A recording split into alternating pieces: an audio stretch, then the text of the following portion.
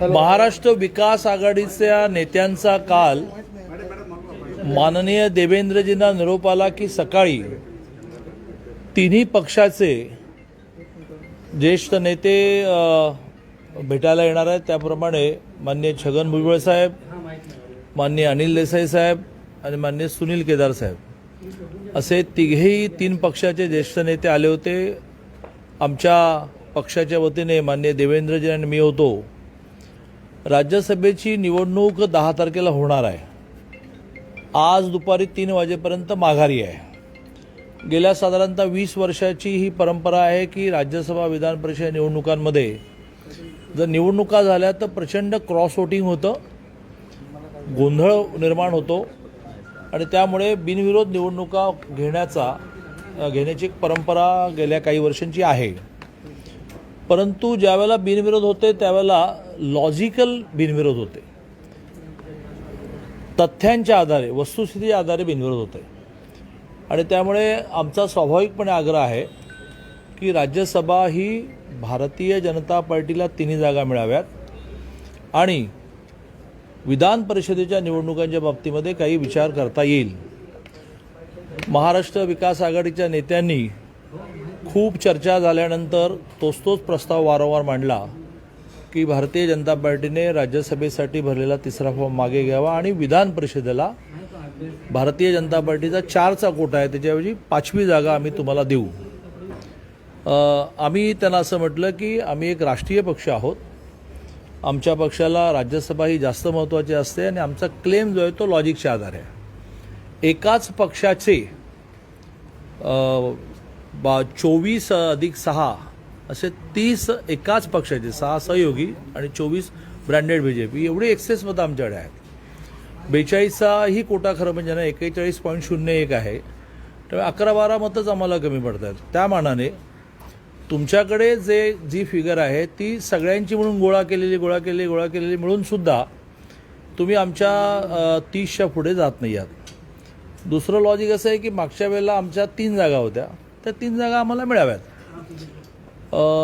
आम्ही त्यांनी आम्हाला हा प्रस्ताव दिला आहे की राज्यसभा तुम्ही मागे घ्या, आम्ही विधान परिषद तुम्हाला 1 जास्त देऊ। आम्ही त्यांना आग्रहाने असं म्हटलेलं आहे की आम्ही विधान परिषदेला 5वी जागा लढवणार नाही, तुम्ही आता राज्यसभेचा 3रा उमेदवार अर्ज मागे घ्या।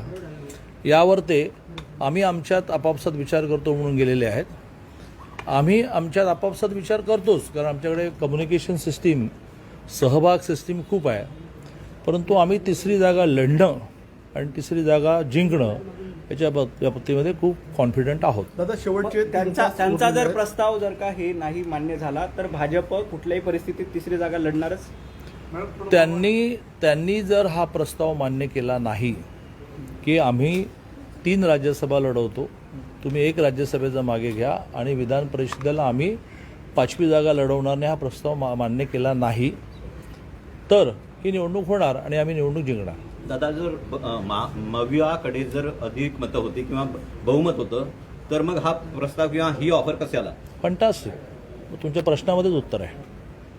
दादा, वारंवार एकीकडे संजय राऊत वारंवार घोडेबाजार किंवा वेगवेगळ्या गोष्टींना दिवसण्याचा वारंवार त्यांचं सुरू असतं, दुसऱ्या बाजूला महाविकास आघाडीची शिष्टाई किंवा प्रस्ताव घेऊन येत आहेत, दोन्हीमध्ये तिथेही गोंधळ पाहायला मिळतो। नाही, यावर मी टिप्पणी करणं बरोबर नाही। कोणाची कार्यपद्धती काय असावी हा त्यांचा विषय आहे, पण आज खूप चांगली चर्चा, खेळीमेळीच्या वातावरणात चर्चा झाली, परंतु त्यांना जसं त्यांच्या पक्षाची काळजी आहे, म्हणजे 3 पक्षांच्या मिळून एकत्र निर्माण झालेल्या आघाडीची, मोर्चाची काळजी आहे, जसं आम्हाला आमच्या पक्षाची काळजी आहे। आमची काही ध्येय धोरण आहेत, आमचे काही प्रघात आहेत, आमचे काही पायंडे आहेत। त्याच्यामध्ये पार्टीचा एबी लावलेला 3रा कॅन्डिडेट मागे घेणं हे म्हणून आमच्या लेवलला शक्यच नाही। आम्हाला सहकाऱ्यांशी बोलायला लागेल आणि दिल्लीशी बोलावं लागेल। आम्ही आमच्या श्रेष्ठींच्या लगेच कानावर हे घातलं आहे आणि त्यांनी असं म्हटलेलं आहे की तुमची भूमिका बरोबर आहे, you go with that stand. माहीत नाही, आम्ही आमच्या बाबतीमध्ये काय ते सांगितलं की आम्ही 3री राज्यसभेची जागा लढवणार, आम्ही विधान परिषदेची 5वी जागा लढवणार नाही। यावर त्यांनी त्यांचा उमेदवार मागे घेतला नाही तर निवडणूक होईल आणि निवडणूक जिंकणार आम्ही. मग जर राज्यसभेची निवडणूक झाली तर आपसुकच मग विधान परिषदेची निवडणूक देखील होईल. हां, म्हणजे मग काही कॉन्ट्रॅक्टच चाललं नाही ना. हा. जर राज्यसभेला त्यांनी त्यांचा फॉर्म विड्रॉ केला तर आपोआपच कॉन्ट्रॅक्ट सुरू होतो. बरोबर. मग एखाद्याच ते कागदावरही कॉन्ट्रॅक्ट होऊ शकतं किंवा आम्ही 5वी जागा लढायची नाही. जर तुमची काउंटर ऑफर जर त्यांनी स्वीकारली तर विधान परिषदेला तुम्ही त्यांना सहकार्य करणार आहात का? मी म्हटलं, पुन्हा अधोरेखित करतो की आम्ही तर असं म्हटलं की आमच्याकडे जे आमचे 106 आणि सहयोगी 7 113 जण कोणालाही 5व्या उमेदवाराला सही देणार नाही. हिंदी में आज जो चर्चा ये हुई है तीसरी जो सीट को लेकर किस तरह से प्रपोजल दिया गया है महाविकास आघाड़ी सरकार को? महाविकास आघाड़ी के नेताओं ने कल माननीय देवेंद्र जी को संपर्क किया कि 3 तारीख यानी कल यानी अभी आज विड्रॉवल है तो उसके पहले थोड़ा बैठना पड़ेगा. देवेंद्र जी ने उसी समय उनको क्लियर किया कि आप यदि प्रस्ताव हम पीछे लेंगे ये लेकर आने वाले हो गए तो उसमें कुछ सकारात्मक चर्चा नहीं होगी. लेकिन उन्होंने कहा कि बैठेंगे तो 1 घंटा चर्चा चली. उन्होंने उस बैठक में चर्चा में लॉजिक पे आधार पर हम लोगों ने कहा कि ये नेचुरल बीजेपी का क्लेम 3 कारणों से बनता है. एक नेचुरल क्लेम बनता है कि हमारी 3 सीटें थी, वो 3 हमको फिर से प्राप्त करनी है. दूसरा, हमारे पास ब्रांडेड बीजेपी ब्रांडेड सहयोगी यह लगभग 30 वोट है और हमको यदि 42 का भी कोटा माने, वो 41.01 है, 42 का भी कोटा माने तो 11-12 वोट्स का ही विषय है. आपके यहाँ ये 30 फिगर भी नेचुरली नहीं होती है. शिवसेना के समझो 13 है, फिर राष्ट्रवादी के 8 और 3 11, जिसमें से 2 जेल में है, वो वोट कर नहीं पाएंगे तो 9 ही है. तो ये फिगर आपकी कुल मिलाकर हमसे कम ही बनती है. तो हम ब्रांडेड बीजेपी और सहयोगी 30 होने के बाद नेचुरल क्लेम हमारा है, 3 सीटें हमारी है और हम ऑल इंडिया पार्टी है. हमको राज्यसभा का ज़्यादा महत्व है. आपको राज्यसभा का क्या उपयोग है? आपको विधान परिषद का उपयोग है. तो आप विधान परिषद की सीट 10 में से 6 लो, हम 4 लेंगे, हम 5वीं नहीं लड़ेंगे. तो ये देवेंद्र जी ने कहने के बाद भी सकारात्मक इस विषय में कुछ नहीं हो सकता. ये कहने के बाद भी चर्चा तो करेंगे कह के आए. चर्चा के बाद उन्होंने वही प्रस्ताव रखा.